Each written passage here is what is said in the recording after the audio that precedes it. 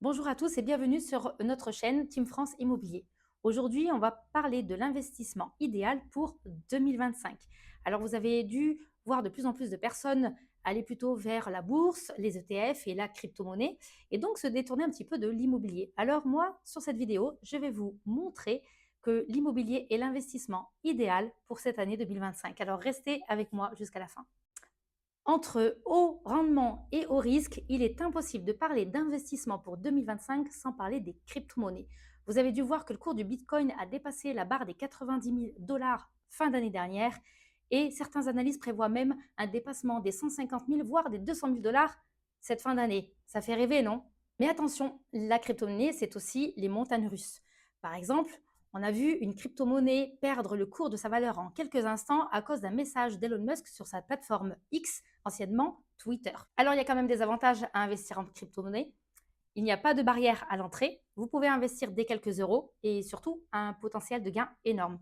Il y a bien évidemment des risques, une volatilité extrême, vous n'avez pas de valeur intrinsèque et une réglementation qui est encore très floue. Les cryptos, c'est comme un manège à sensations fortes. Ça peut être grisant, mais attention, il faut vraiment avoir le cœur accroché. On va parler maintenant de la bourse, qui nécessite quand même un suivi assez rigoureux et aussi des connaissances. On parle par exemple du S&P 500 qui a eu un rendement de plus 24% en 2024 et aussi 26% en 2023. Là aussi, ça fait rêver. Mais là encore, il faut être formé, équipé et surtout suivre l'actualité au jour le jour. Il y a quand même de grands avantages comme un fort rendement sur du long terme. Vous avez la possibilité d'investir assez facilement sur Internet en créant un compte et évidemment, vous avez la possibilité de diversifier votre investissement grâce aux ETF. On parle maintenant des risques, puisque investir en bourse nécessite énormément de temps. Du temps pour du suivi, pour de l'analyse aussi.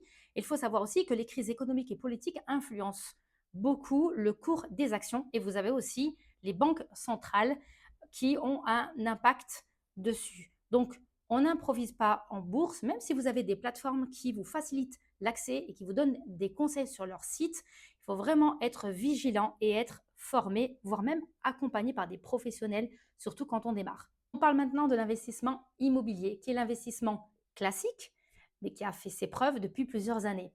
C'est un investissement tangible, contrairement aux cryptos et aux bourses, et surtout, c'est un investissement qui ne subit pas autant les fluctuations du marché suite aux crises politiques ou économiques.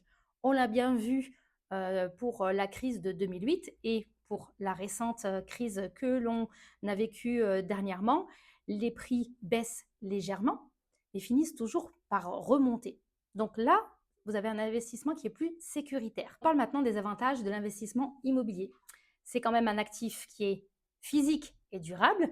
Vous avez aussi une valorisation à long terme. Donc, comme je vous l'ai dit tout à l'heure, même si vous avez une crise économique ou politique, vous savez de toute façon que votre bien immobilier prendra de la valeur avec le temps. Donc, il faut quand même bien choisir son bien, aussi étudier le marché. J'en ai déjà parlé dans une précédente vidéo. Donc, retenez que l'emplacement est le plus important et le calcul de la rentabilité arrive en deuxième.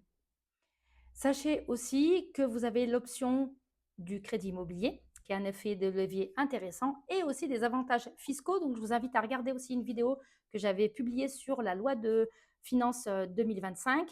Il y a aussi des vidéos TikTok qui sont assez intéressantes puisque je regroupe les informations sur des vidéos de 60 secondes maximum. Donc, ça donne des informations assez rapidement pour ceux qui n'ont pas trop le temps de regarder des vidéos assez longues sur YouTube. Je vous invite aussi à vous abonner ici sur notre chaîne YouTube, nous suivre sur LinkedIn, Instagram, sur X et également sur TikTok. Investir dans l'immobilier n'est pas sans contrainte.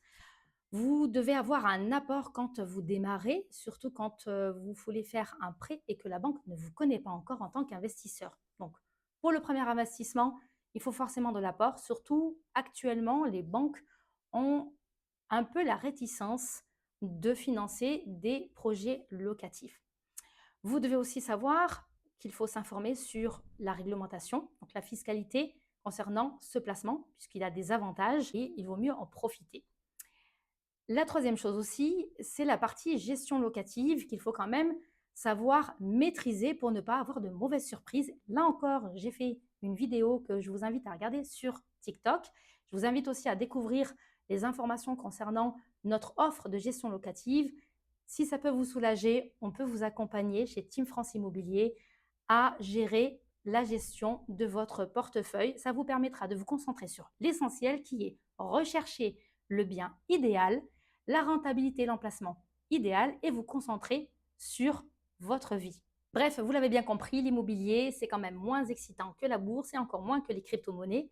Mais là, vous investissez en tant que bon père de famille ou mère de famille. C'est plus sécuritaire et vous vivez moins de stress.